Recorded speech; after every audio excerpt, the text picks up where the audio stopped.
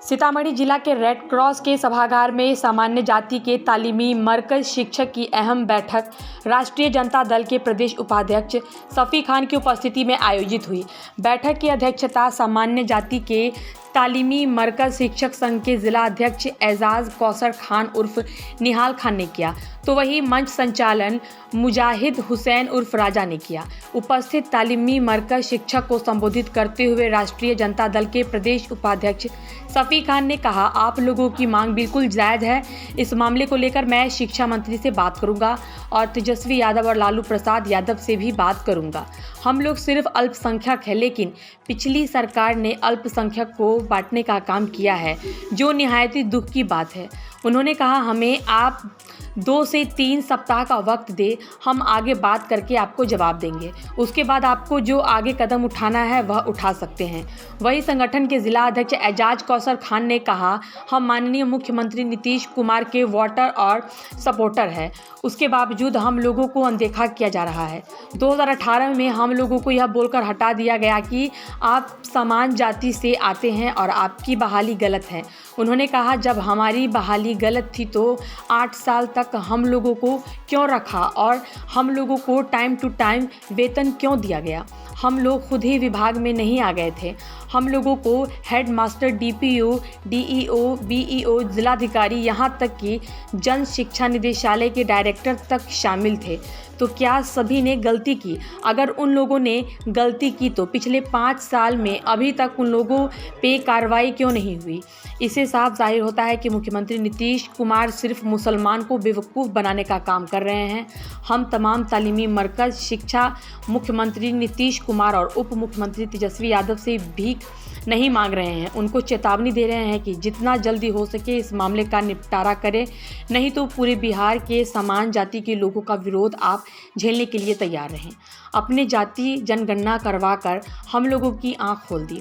मुसलमान के वोटों के ठेकेदार को भी बताना चाहता हूं कि जब आप वोट मांगने आएंगे तो पूरे बिहार के समान जाति के लोग आपका इंतज़ार करेंगे और आपके स्वागत की भी तैयारी करेंगे। मौके पर संगठन के पदाधिकारी सहित नियाज, अशरफ, आरिफ, हुसैन, इशरत खातून, कौसर अली खान, मोहम्मद नौसाद, इमरान खान, मोहम्मद समीर, सरफ़े आलम, अमजद रजा, सदर आलम, अब्दुल कादिर सहित अन्य लोग मौजूद थे। सर, पिछले 5 साल से तालीमी मरकज़ शिक्षक को ये बोलकर हटा दिया गया कि आप सामान्य जाति से आते हैं, तो क्या बिहार के अंदर सामान्य जातियों की कोई जगह नहीं है? और सबसे बड़ी बात यह है कि जिन पदाधिकारी ने इनको बहाल किया, अगर गलती इनकी थी तो इनको हटा दिया गया, लेकिन बहाल तो पदाधिकारी किए थे ना, उनको क्यों नहीं हटाया गया? क्या मुसलमान समझ के इन लोगों को नाप दिया गया? एकदम आपका सही जवाब है। अभी जिस वक्त बहाली की गई थी उसी वक्त अगर ये बात वाज़ेह हो जाता कि ये जो है सामान्य जातियों के लिए नहीं है, तो ये उसी वक्त बहालियाँ नहीं होती है, ना ये झंझट पैदा होता। लेकिन जब आपने बहाल कर लिया और तनख्वाह भी दिया, आपने कंटिन्यू किया, एक बैग आप जो उसको हटा दे रहे हैं किसी को, तो ये गलत बात है। ये गलत बात नहीं होनी चाहिए। मुसलमान एक है, बैकवर्ड हो या फॉरवर्ड हो, सब एक है। उनके हकूक़ को, जो हमारे अति पिछड़ा जो मुस्लिम है, उनके हकूक़ को मिलता है, कभी दूसरे लोग एतराज़ नहीं करते। हम लोग बल्कि सपोर्ट करते हैं कि मेरा अंग है पिछड़ा, वो उसको जितनी भी ताकत मिले अच्छी बात है, लेकिन इसे भी नहीं छोड़ना चाहिए।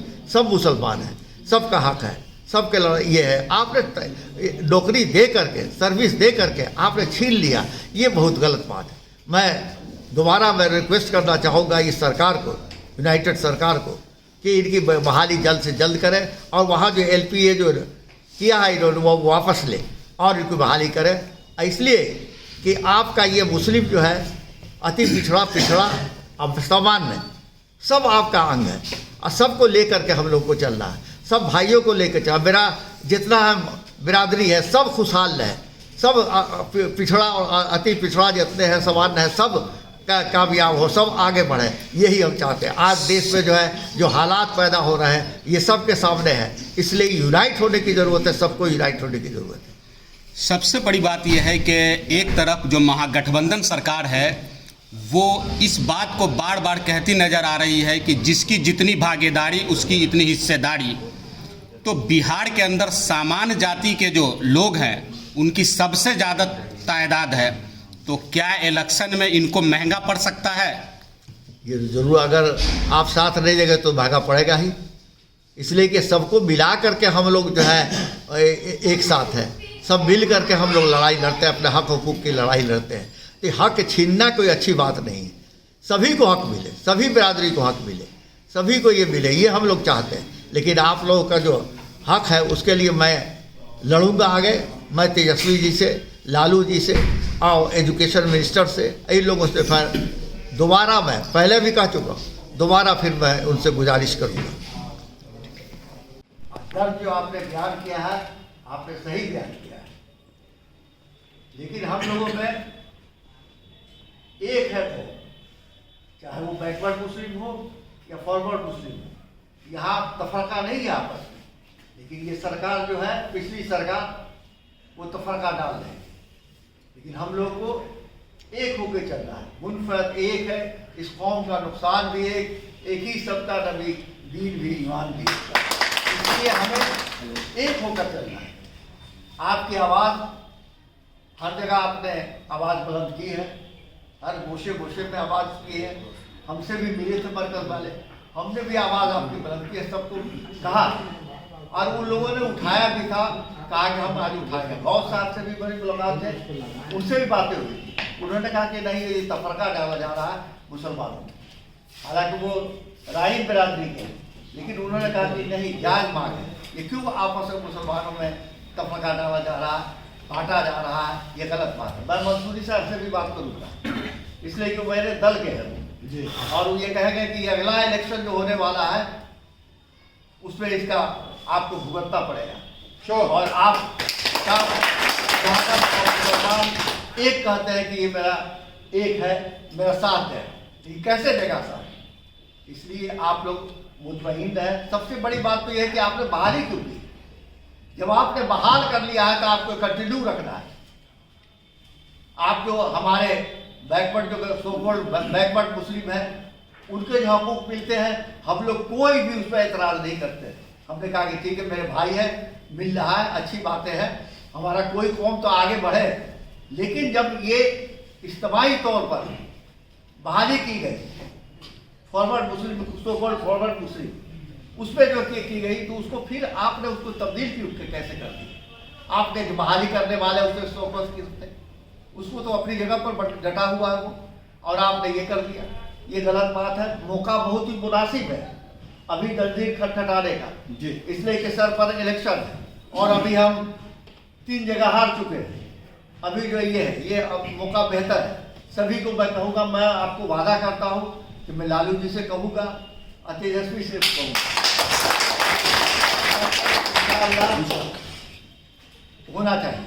एजुकेशन मिनिस्टर से भी मेरी बात हो गई, अभी हम लगाए थे, लेकिन वो कटिहार में है, अभी बात नहीं हो पाएगी, वो मीटिंग में बैठे हुए, तो उनसे भी बात करूँगा। और ये देवेश चंद्र जी से आप ज़रूर मिल लीजिए, वो जो अभी भी वो इलेक्शन में आने वाले हैं और वो उम्मीदवार हैं एमपी के, इसलिए उनसे भी मिल लीजिए कि मेरी आवाज़ को उठाइए, और नहीं तो हम लोग बाइकाट करेंगे, समझेंगे। तो ये सारी बातें हैं। हम लोग तो है राजद के रहेंगे, हम लोग तो बढ़े हुए हैं। हम 27 साल यहाँ राजद के जिला अध्यक्ष रहे जी, बिल्कुल। अब हम जो है यही उम्र के तकाजा था, हमको जो है सबने कहा है कि आप प्रदेश में चलिए। प्रदेश में सीनियर उपाध्यक्ष है मैं, अब वही अब ये रहे। यहाँ सब सुनील जी है, मेरा लड़का प्रधान महासचिव, वो दोनों संभाल रहे हैं। यहाँ भी मैं ये करता हूँ, यहाँ अल्लाह के फजलो करम से बड़ा इज्जत भी मेरी वहाँ, और सब रिगार्ड करते हैं। लालू जी भी बहुत ही रिगार्ड करते हैं, तेजस्वी चचे कर करके बुलाते हैं, ये बात है। लेकिन जा करके मैं ज़रूर कहूँगा और ज़ोरदार तरीके से कहूँगा। अगर आप नहीं बहाली करते तो इसका असर जो है बहुत ख़राब है। पिछले 5 साल से आप लोगों को सड़कों पे ला दिया सरकार, उसके बावजूद आप लोग चुपचाप बैठे हुए हैं। आखिर वजह क्या है? क्या सरकार से डर रहे हैं, या नौकरी से तो निकल गए हैं, फिर से दोबारा निकाल देगा क्या?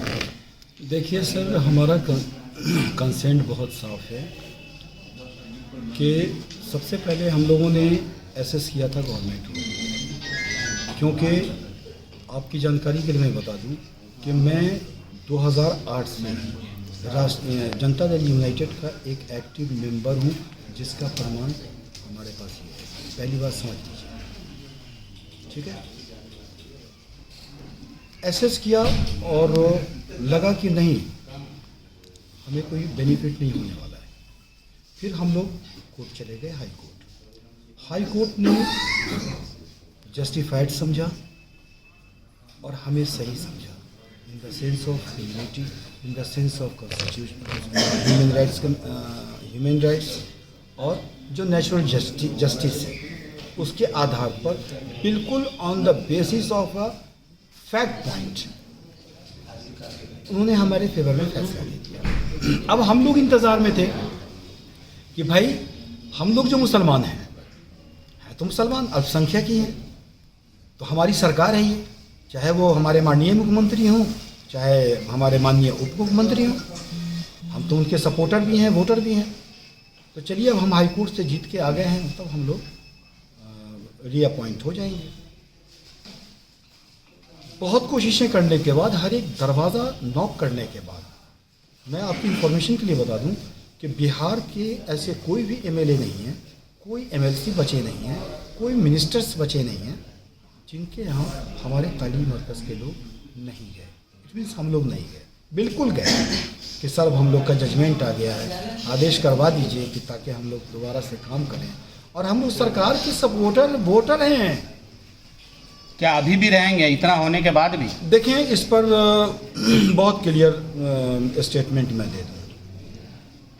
पहली बात कि सरकार के पास अपनी लाज बचाने के लिए अभी भी वक्त है। वो एलपीए में चले गए। हमारे माननीय मुख्यमंत्री गार्जियन हैं, उप मुख्यमंत्री हमारे भाई की तरह हैं। हम उनसे आशा करते हैं कि अभी वक्त है, वो एलपीए विड्रॉ कर लें और आदेश कर दें कि हम लोग अपनी जगह दोबारा आ जाएं, काम करें। अन्यथा की स्थिति में अगर ऐसा अनफॉर्चुनेटली नहीं होता है, तब तो मजबूरी होगी। यह जितने भी बिहार के शेख, पठान, मुगल, सैयद हैं, वो फिर मैदान में उतर जाएंगे। फिर हम लोग तीसरा महाज देखेंगे कि भाई साहब क्या किधर जाएं।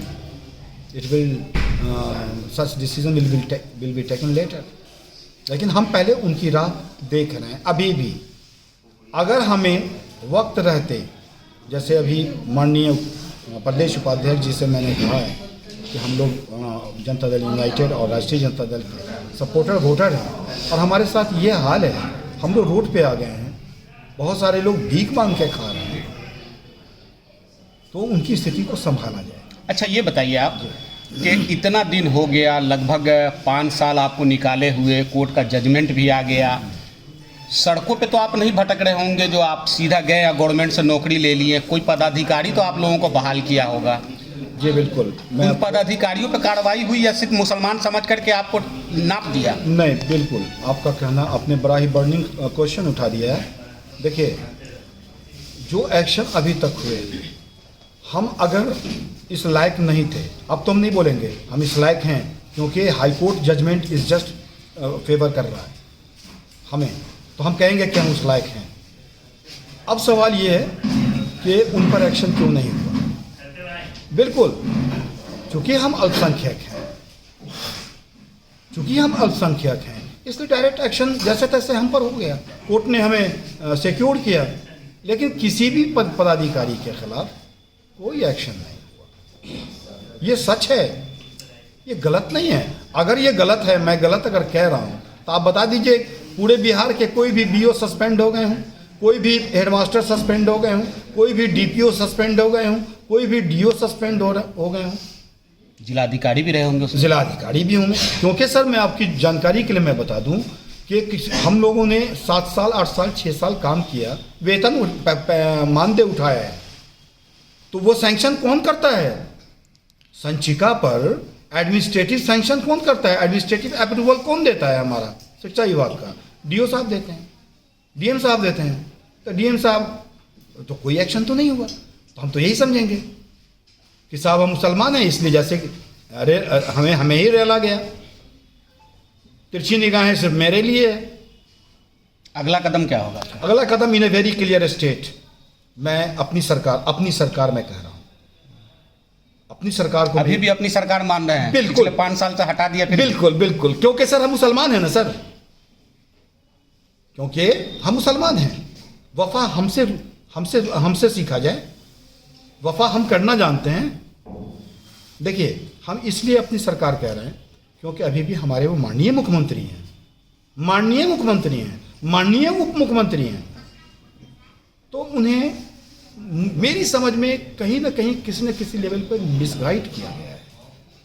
अब उसकी वजह मैं बताऊं। वो तो हो गया, अगला कदम क्या होगा? अगला कदम बहुत क्लियर कट से ये होगा कि अगर एक लिमिटेड टाइम हम कोशिश कर रहे हैं कि हम बनाएं, अगर उस लिमिटेड टाइम में हमारा वर्क हमें अगर रीअपॉइंट की चिट्ठी नहीं निकलती है तो मजबूर होकर के हम जितने भी फॉरवर्ड क्लास के लोग हैं मैदान में उतरेंगे और राष्ट्रीय जनता दल यूनाइटेड के जो भी कैंडिडेट्स आएंगे हम उनका विरोध करेंगे। मुस्लिम रहनुमा तो बहुत सारे हैं, गाड़ी है उनके पास तो आप लोग फरियाद लेकर के जाते हैं? 50 बार कई बार गए। कहाँ गए थे? कौन कौन का दरवाजा खोला है? सारे जितने मुस्लिम रहनुमा हैं, गुलाम मलियावी साहब के यहाँ गए, सर गुलाम गौस साहब के यहाँ गए, ये खान साहब, जमा खान साहब के यहाँ गए, जितने भी रहनुमा हैं सबके पास गए। आश्वासन के अलावा कुछ नहीं, तसल्ली के अलावा कुछ नहीं। इन लोगों को मुख्यमंत्री के पास हम लोगों की बात पहुंचाने या हम लोगों को डायरेक्ट मिलवाने का मौका हम लोगों को नहीं दिया। हमने खुशामद किया, मेरे पाँव की जूती किया गई। 5 साल में हमारे कितने तालीमी मरकज़ के जो हैं वो लोग ख़त्म हो गए, लेकिन इन लोगों के कान पर जू तक नहीं लगी। पिछले मरतबा मैं 29 तारीख को गया, उन्होंने कहा कि ये मेरे बस का नहीं है, साहब उन्होंने कहा कि मेरे बस का नहीं है। तो भैया हम आपकी एग्जाम के लिए, हम सिर्फ वोट देने के लिए नहीं। तो क्या सिर्फ ये लोग मुस्लिम का वोट लेना जानते हैं, मुस्लिम की समस्या से नहीं लेना जानते? नहीं, समस्या से कोई मतलब नहीं है। इन लोग मुस्लिम का वोट लेकर के अगली सरकार को देना चाहते हैं। अच्छा, हाँ, जब बहाली हुई थी, जिस टाइम बहाली हुई थी उस वक्त हम फॉरवर्ड नहीं थे, सर्टिफिकेट मेरा जमा हुआ उस वक्त फॉरवर्ड नहीं थे। इनके अफसर को नजर नहीं आया, मुख्यमंत्री को नजर नहीं आया, जितने भी पदाधिकारी उनको नजर नहीं आया। आज हम फॉरवर्ड हो गए। अभी भी जो सरकार ने सर्वे किया है इसने मेरी आंख खोल दिया है, फॉरवर्ड की तादाद सबसे ज़्यादा है। इनको ये सोचना चाहिए कि भैया अगला इलेक्शन है मेरा, इसमें फॉरवर्ड अगर मेरे बाइकाट हो जाएगा तो हम क्या करेंगे। ये बहुत बड़ा सर्वे करके बहुत बड़ा काम किया है सरकार ने। मनसा क्या है, अगली मनसा क्या है अगर आपको बहाल नहीं करता है तो? अगर बहाल नहीं करता है तो अगली मनसा ये है कि हम खुल के सरकार के खिलाफ आएंगे, जो मेरा एंटी पार्टी है उसके साथ लड़ेंगे। जब आप हमारे लिए नहीं तो हम आपके लिए क्यों? हम वोट देने के मालिक नहीं, खाली हम अपना अधिकार लेने का मालिक है। जब वोट का वक्त आए तो भैया आप हमारे साथ हैं, और जब हमारा हक लेने की बात आए तो आप कहते हैं कि भैया हमसे काम नहीं होगा। तो फिर हम किस काम के लिए आपके पास? सिर्फ वोट देने का मालिक हम नहीं है। हम वोट देना जानते हैं तो अपना हक छीनना भी जानते हैं। अगर मेरा हक आप नहीं दीजिएगा तो हम भी आपका हक छीन लेंगे। जो मेरा वोट देने का हक है वो आपसे छीन लेंगे, हम आपको नहीं देंगे।